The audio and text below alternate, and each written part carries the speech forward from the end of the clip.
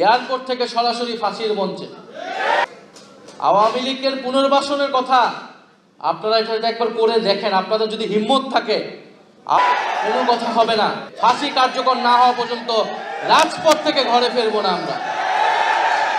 আমরা মনে করি যে সরকার যদি অচিরেই বিচার, জুলাই গণহত্যার বিচার, ওসমান হাদি হত্যার বিচার এবং বিগত গুম খুনের বিচার, সেই বিচার যদি সম্পূর্ণ করতে না পারে অনতিবিলম্বে এবং তাদের রোডম্যাপ ঘোষণা করতে হবে কিভাবে তারা বিচার করবে, কতদিনে করবে, এবং যে সংস্কার, সেই সংস্কার তাদেরকে বাস্তবায়ন করতে হবে। অন্যথা যে আন্দোলন আমরা চালু রেখেছি, শুরু করেছি, সে আন্দোলন আরও তীব্র থেকে তীব্রতর হবে।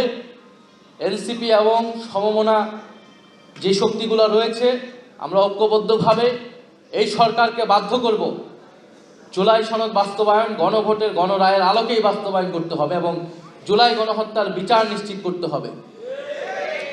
আর যদি শেখ হাসিনা ডিসেম্বরে আসে, সেই ডিসেম্বরে আসার জন্য যে ব্যবস্থা তারেক রহমান করে দেয়, তাহলে সেটার জন্য আপনারা প্রস্তুত আছেন তো? ইনশাল্লাহ আমরা সবাই সেটার জন্য প্রস্তুত আছি। ফাঁসির মঞ্চে, এয়ারপোর্ট থেকে সরাসরি ফাঁসির মঞ্চে কোনো কথা হবে না। পুরো বাংলাদেশের জনগণ, 1400 শহীদ পরিবার, 30,000 আহত, লক্ষ কোটি ছাত্র জনতা সেদিন থাকবে বাংলাদেশের রাজপথে, ঢাকার রাজপথে সরাসরি ফাঁসির মঞ্চে নিয়ে যাবে। ফাঁসি কার্যকর না হওয়া পর্যন্ত রাজপথ থেকে ঘরে ফিরবো না আমরা। যদি এই পরিস্থিতি তারেক রহমান দেখতে চায়, দিল্লির সাথে সমঝোতা করে, তাহলে তাই করুক, আমরা সেটার জন্য প্রস্তুত আছি।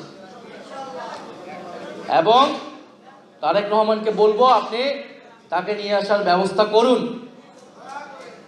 আওয়ামী লীগের পুনর্বাসনের কথা আপনারা এটা একবার করে দেখেন। আপনাদের যদি হিম্মত থাকে, আওয়ামী লীগের পুনর্বাসন করে বাংলাদেশের রাজনীতি করবে, এই পরিকল্পনা যদি কারো থাকে, তার যদি হিম্মত থাকে, সাহস থাকলে সেটা সে করে দেখাক।